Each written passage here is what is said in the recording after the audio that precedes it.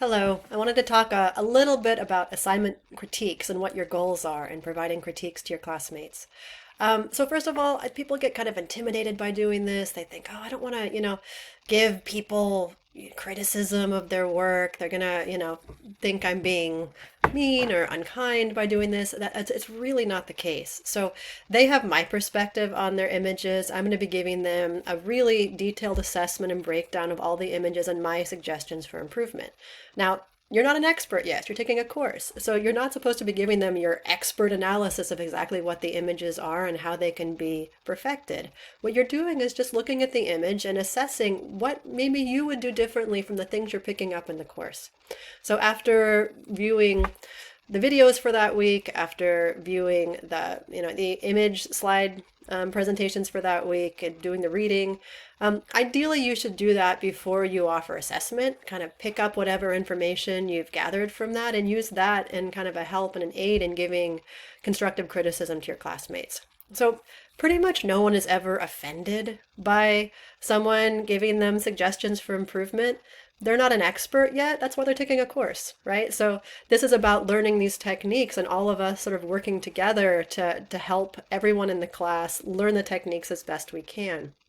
So when you're offering constructive criticism, what you should be primarily doing is looking at the image, talking a little bit about how it's working compositionally, how it's working aesthetically, what things maybe are working less well and can be improved upon, and providing a really frank, honest, and also detailed assessment of the image. Think, oh, that is working great in these ways, but it could be maybe improved by doing this or that technique, right?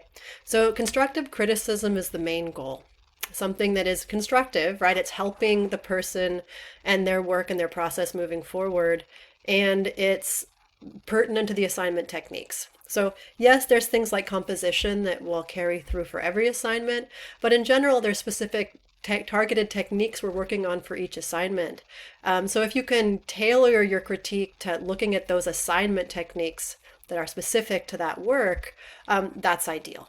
So when you're giving suggestions, anything that you've gleaned from the course, anything that you've learned from the course that you think is relevant, you should give, detailed criticism. If it's camera settings that need to be changed, suggest what camera settings specifically they used.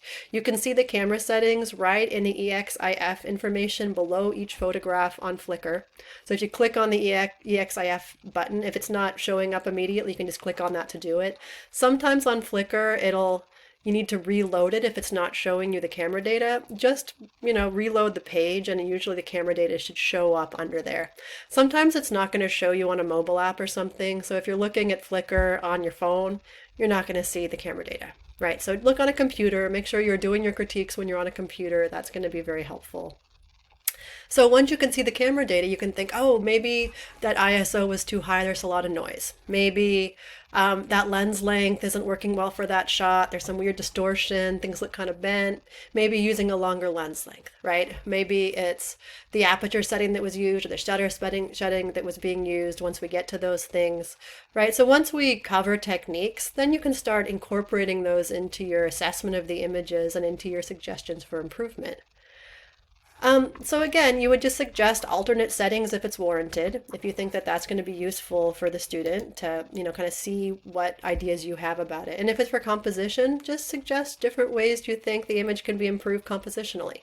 Say the image is centered right in the middle of the frame. Like we talk a lot about how centered compositions are generally not the most effective use. We talk about other compositional techniques like rule of thirds.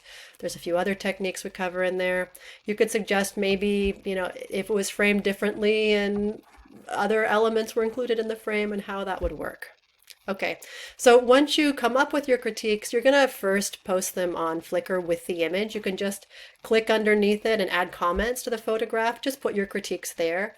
You can do as many critiques as you want or just comments you want on Flickr.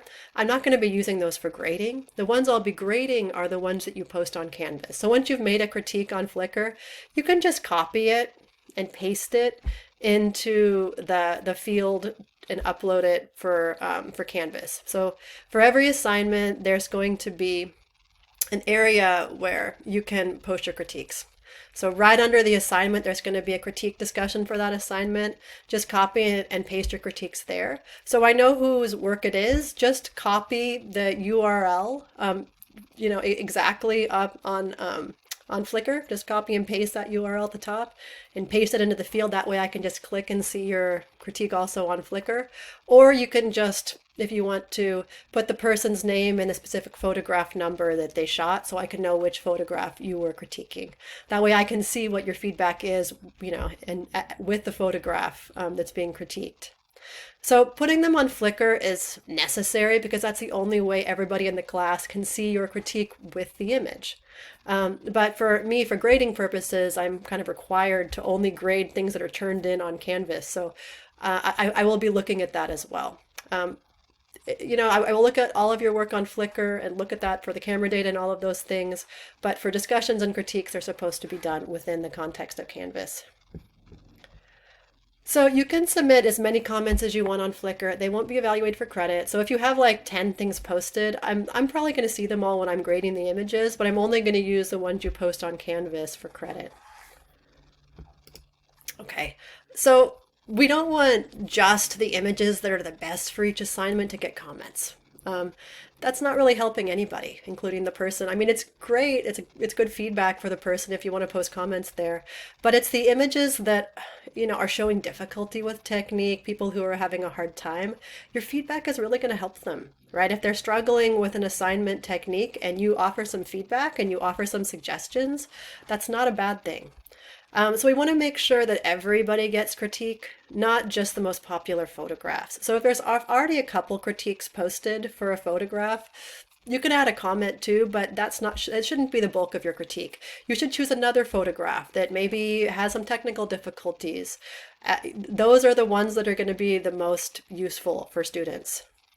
So I do give an extension in this class. You automatically have a little bit of a grace period for submitting assignments. So just make sure you submit your critiques before that grace period is over. It varies a little bit in course to course. For some courses it's 12 hours, for some courses it's 24 hours, depending on the length of the course. For the really short-term classes, there often isn't enough time to do more of a window, so it'll be 12 hours. For classes that are a little bit longer in length, I generally give a 24-hour.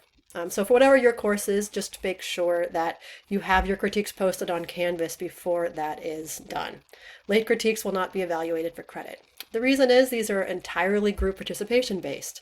It's only really useful if students get critique while the assignment is up, while everyone is looking at it, while they're using that for feedback. If you submit a critique that's days late, that's not really going to help the person whose work you're critiquing. So they are group participation based. That is why I don't accept work submitted after that window for critique.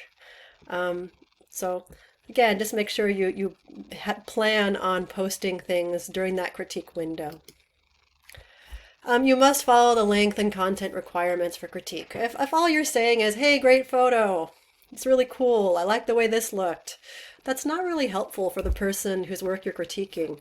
So again, there is a content requirement. In general, your critiques should be analytical, responding and, brought from facts from the course material. You should be reading the course material and using that kind of information to offer critiques.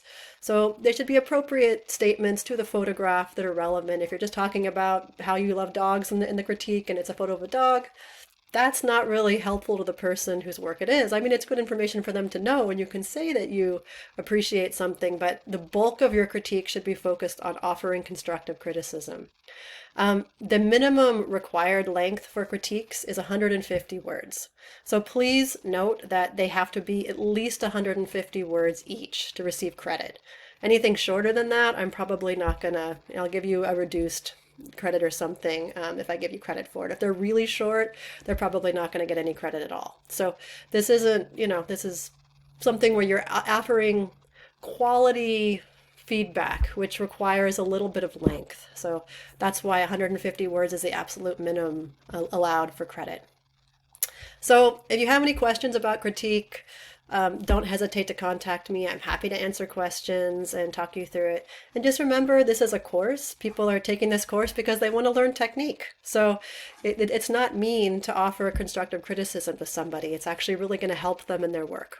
So that, in the spirit of that idea, please do not hesitate to give a kind and gentle, but honest and helpful and constructive feedback of the photographs that you're working on. All right.